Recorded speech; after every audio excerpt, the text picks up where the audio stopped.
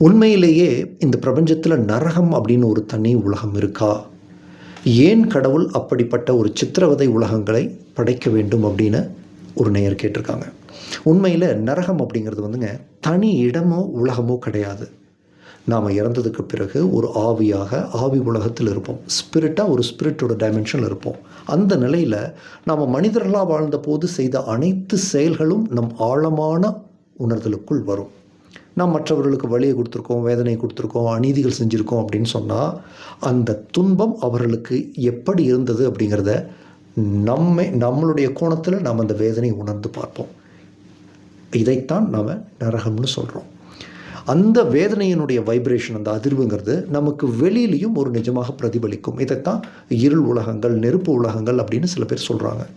அப்போது யாரும் நம்மளை பிடிச்சு கொண்டு போய் நரகத்தில் போடல, யாரும் தண்டிக்கலை, யாரும் நம்மளை சித்திரவதை செய்யலை. நாம் செய்த செயல்களின் விளைவு நம் உணர்தலுக்குள் வருது. அது தண்டனை அல்ல. கடவுள் தனியாக ஒரு உலகத்தை உருவாக்கி ஆத்மாக்குள்ளே நிரந்தரமாக வச்சு அங்கே சித்திரவதையெல்லாம் செய்கிறதில்ல.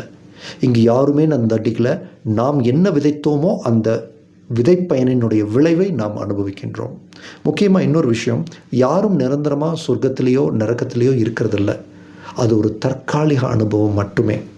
ஒரு ஆன்மா தன்னுடைய செயல்களின் அதிர்வை உணர்ந்து அதிலிருந்து கற்றுக்கொண்டு அடுத்த பரிமாண வளர்ச்சிக்கு, அடுத்த பரிமாண நிலைக்கு நகரும் ஒரு அனுபவம் தான் அது.